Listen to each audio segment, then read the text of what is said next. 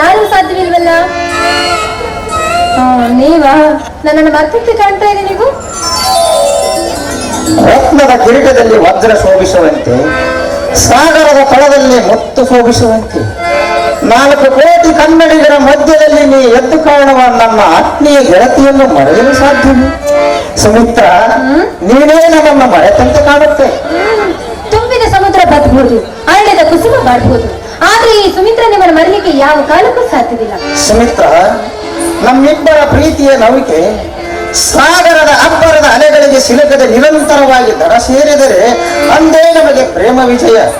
ನಮ್ಮದು ಅಮರ ಪ್ರೇಮ. ನಮ್ಮ ನಡುಮೆಯ ಆಶೆಯ ಕುಡಿ ಬತ್ತದೆ ಚಿಗುರೊಡೆದ ದಿಗಂತದಾಚೆ ಹಬ್ಬಲಿ ಅಂತ ನನ್ನ ಆಶೆ. ಮನುಷ್ಯನಿಗೆ ಇಷ್ಟೊಂದು ಆಸೆ ಇರಬಾರ್ದು. ಆಸೆ ನಿರಾಸೆಗೆ ಮೂಲ. ಕಾಲ ಕೂಡಿ ಬಂದಾಗ ಅಗ್ನಿ ಸಾಕ್ಷಿಯಾಗಿ ನಿಮ್ಮ ಕರದಿಂದ ನನ್ನ ಕೊಳಗೆ ಮಂಗಲ ಕಟ್ಟಿದ್ರೆ ನಾನೇ ಭಾಗ್ಯವತಿ.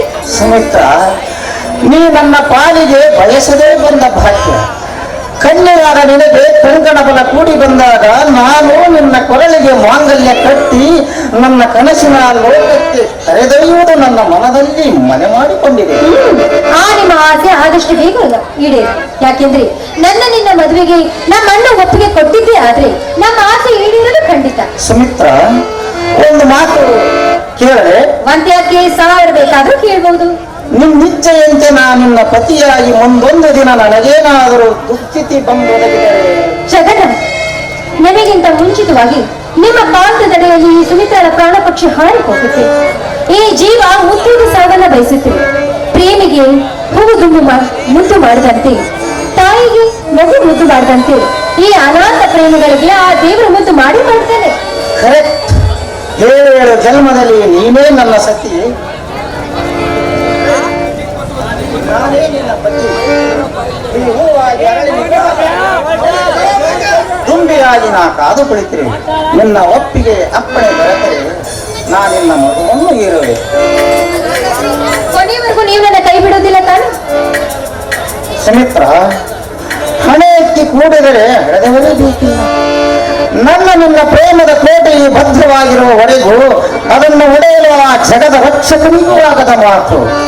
ಸ್ನೇಹ ಎಂಬ ಗುಡ್ಡದ ಮೇಲೆ ಪ್ರೀತಿ ಎಂಬ ಗುಡಿ ಕಟ್ಟಿ ಮಾನವೀಯತೆ ಎಂಬ ಜ್ಯೋತಿ ಬೆಳೆಗೋಣ. ಈ ಮಾತಿಗೆ ತಪ್ಪಿದರೆ ಎತ್ತವರ ಸಾಕ್ಷಿ, ಅದಕ್ಕಿಂತಲೂ ಹೆಚ್ಚಾಗಿ ನೋಡಿ, ನಿಮ್ಮನ್ನು ಪಡಿಬೇಕಾದ್ರೆ ನಾನು ಪುಣ್ಯನೇ ಮಾಡಿದ್ದೇನೆ. ಅಂದ ಹಾಗೆ ಯಾವುದಾದ್ರೂ ಒಂದು ಕಾರಣಕ್ಕಾಗಿ ನೀವು ನಮ್ಮ ಮನೆಗೆ ಬಂದು ಯಾಕೆ ಹೇಳಿ ಕೇಳಬಾರ್ದು? ಯಾವುದಕ್ಕೂ ಕಾಲ ಕೂಡಿ ಬರಬೇಕಲ್ಲ ಸುಮಿತ್ರ. ಖಂಡಿತವಾಗಿಯೂ ನಾನು ನಮ್ಮ ಮನೆಗೆ ಬರುತ್ತೇನೆ. ನಿಮ್ಮ ಅಣ್ಣನವರ ಒಪ್ಪಿಗೆ ನಾ ಪಡೆಯುತ್ತೇನೆ. ಯಾವುದಾದ್ರೂ ಕಾರಣದಿಂದ ನಾನು ನಿಮ್ಮ ಮನೆಗೆ ಬರಬೇಕೆಂಬುದೇ ನಿಮ್ಮ ಆಸೆ ಅಲ್ಲವೇ? ದಯವಿಟ್ಟು ಆಸಾಸ ಮಾತ್ರ ಮಾಡಬೇಡ.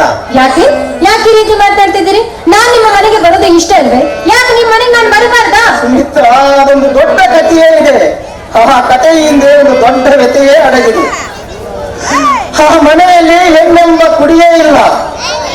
ಹೆಣ್ಣಿಲ್ಲದ ಮನೆ, ಕಣ್ಣಿಲ್ಲದ ಮನುಜನ ಬಾಳ್ವೆ ಎರಡೂ ಒಂದೇ ಅಲ್ಲವೇ ಸುಮಿತ್ರ? ಮನೆ ಬಾಗಿಲು ತೆರೆದ ಕಣ್ಣಲ್ಲಿ ಕಮ್ಮನಿ ಧಾರಾಕಾರವೇ ಹರಿದು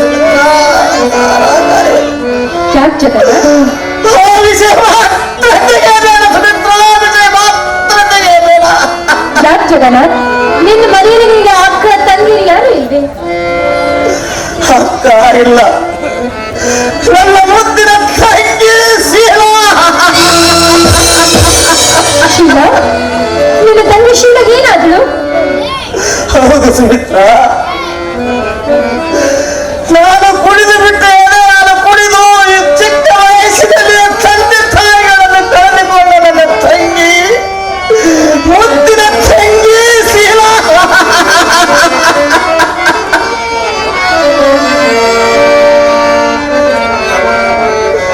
ಸುಮಿತ್ರ, ನಮ್ಮಿಬ್ಬರಾಗಿ ಪ್ರೀತಿಸಿ ಒಂದು ಹೆಜ್ಜೆ ಮುಂದೆ ಹೋಗಿ ಪ್ರೀತಿಸಿ ಮಾಯಿಸಿ ಕಾಮಿಸಿ ಗರ್ಭವತಿಯನ್ನಾಗಿ ಮಾಡಿ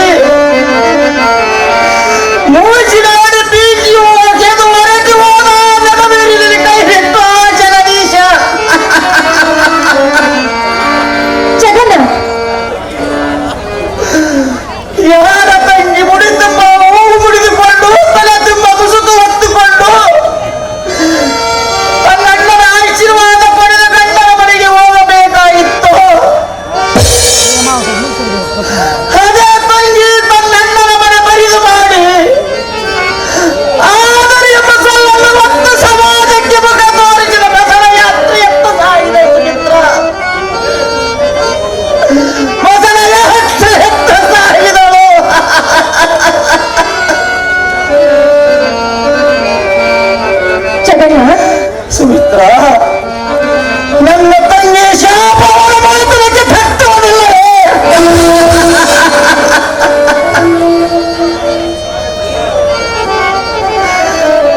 ನನ್ನನ್ನು ಸ್ವಾಗತಿಸುವ ತಂಗಿಯೂ ಇಲ್ಲ.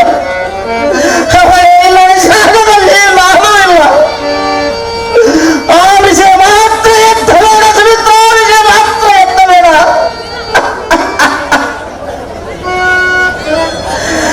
ನನ್ನ ತಂಗಿಯ ಸಾವಿಗೆ ಕಾರಣ ಆತನ ಹದಪುತನ ಮಾಡಿದ್ದೆ ನನ್ನ ಹೆಸರು. ಜಗನ್ನಾಥ, ಸಾಕು ನಿಲ್ಲಿಸಿ ನಿಮ್ಮ ಮಾತನ್ನು. ಸುಮಿತ್ರ, ಸುಮಿತ್ರ, ನಿಲ್ಲಿಸುವ ವಿಷಯವಾಗಿದ್ದರೆ ನಿಲ್ಲಿಸಬಹುದಾಗಿತ್ತು. ನನ್ನ ಜೀವನದಲ್ಲಿ ನಡೆಯಬಾರದ್ದು ನಡೆದು ಹೋಯಿತು ಸುಮಿತ್ರ, ನಡೆದು ಹೋಯಿತು. ಜಗನ್ನಾಥ್, ನಾನು ನಿಮ್ಮ ಹತ್ರ ಒಂದು ಮಾತು ಕೇಳ್ತೀನಿ, ಆ ಮಾತನ್ನು ನೀವು ನಡೆಸ್ಕೊಡ್ತೀರಾ? ಸುಮಿತ್ರ, ನನ್ನ ಪ್ರಾಣವೇ ನಿನಗಾಗಿ ಮೀಸಲು. ನಿನ್ನ ಮಾತೇ ನನಗೆ ವೇದವಾಕ್ಯ. ನಿನ್ನ ಜೀವನವನ್ನು ನನಗಾಗಿ ಮೀಸಲಾಗಿರಿಸಿದ ನನ್ನ ಪ್ರವೇಶಿ ನಿನ್ನ ಮಾತನ್ನು ನಡೆಸಿದರೆ ನನ್ನ ಮಾತು ಮೀರಿ ನಡೆಯುವ ದುಸ್ಸಾಹಸವನ್ನ ಮಾಡಿದ್ರು ನನ್ನ ಮನೋಧರ್ಮಕ್ಕೆ ವಿರುದ್ಧವಾಗಿ ಸಾಗುವ ಹಕ್ಕು ನನಗಿಲ್ಲ. ಅದೇನು ಹೇಳು. ಮನೋಧರ್ಮವನ್ನು ಕೇಳುವ ಇಚ್ಛೆಯೂ ನನಗಿಲ್ಲ. ಆದ್ರೆ ಸಂದರ್ಭ ಸಮಸ್ಯೆ ಆಗಿದೆಯಲ್ಲ, ಅದಕ್ಕಾಗಿ ಕೇಳಬೇಕಾಗಿದೆ. ಕೇಳಬೇಕೆಂದಿರುವುದನ್ನು ನೇರವಾಗಿ ಕೇಳು. ಆತ್ಮ ಸಾಕ್ಷಿಯಾಗಿ ಎತ್ತವರ ಸಾಕ್ಷಿಯಾಗಿ ನಡೆಸುತ್ತೇವೆ. ಜಗನ್ನಾಥ್, ಜಗನ್ನಾಥ್, ನೋಡಿ, ನಿಮ್ಮ ತಂಗಿಯನ್ನು ಹಾಳು ಮಾಡಿದ ಜಗದೀಶನನ್ನ ನೀವು ಶಿಕ್ಷಿಸಬಾರದು, ರಕ್ಷಿಸಬೇಕು. ಈ ಮಾತನ್ನು ನಡೆಸುವ ಕಡೆ ತ್ಯಾಗಮಯಿ ನೀವಾಗಬೇಕು. ಜಗದೀಶನ ಗುರುವಿಗೆ ಏನು ಸಂಬಂಧ? ಶ್ರೀಗಳಿಗೂ ನಿಮಗೆ ಏನು ಸಂಬಂಧ? ಶ್ರೀರಾಮನ ಸಹೋದರಿ ಸುಮಿತ್ರ, ಶ್ರೀರಾಮನ ಸಹೋದರಿ. ಜಗದೀಶ ನನ್ನ ಸಹೋದರ. ಜಗದೀಶ ನನ್ನ ಸಹೋದರ. ದಯವಿಟ್ಟು ನಮ್ಮಿಬ್ಬರ ಪ್ರೀತಿಗೆ ಕೊಡಲು ಕಟ್ಟು ಹಾಕಬೇಡಿ. ಇದು ನನ್ನ ಚೆನ್ನಾಗಿದೆ ಸುಮಿತ್ರ, ನಿನ್ನ ಮಾತು ಚೆನ್ನಾಗಿದೆ. ನನ್ನ ತಂಗಿಯ ಜಾಗದಲ್ಲಿ ನೀನೇ ಇದ್ದಿದ್ದರೆ ಏನು ಮಾಡುತ್ತಿದ್ದೆ? ನಿಮ್ಮ ಮಾತು ಕತ್ತಿನ ಮನೆಗಿಂತ ಹರಿತವಾಗಿದೆ. ಮುಂದಿನ ನಿರ್ಧಾರ ನಿಮಗೆ ಬಿಟ್ಟಿದ್ದು. ಸುಮಿತ್ರ, ಜೇನುತುಪ್ಪದ ಬಟ್ಟಲಿನಲ್ಲಿ ವಿಷಾದಕ್ಕೆ ಅಮೃತವೆಂದು ಕುಡಿಯುವ ವಿವೇಕಿ ನಾನಲ್ಲ ಸುಮಿತ್ರ, ವಿವೇಕಿ ನಾನಲ್ಲ. ಅಂದ್ರೆ ಹಾಗಾದ್ರೆ ದುರುದ್ದೇಶವೇನೂ ಇಲ್ಲ. ಹಾಗಾದ್ರೆ ಮುಂದೇನು? ಮಾತಾಡಿದರಾಯಿತು, ಮುತ್ತು ಹೊಡೆದೇ ಹೋಯಿತು. ನಿನ್ನಿಷ್ಟವೇ ನನ್ನಿಷ್ಟ. ದಯವಿಟ್ಟು ವಿರುದ್ಧವಾಗಿ ಸಾಗುವ ನನಗಿಲ್ಲ ಸುಮಿತ್ರ.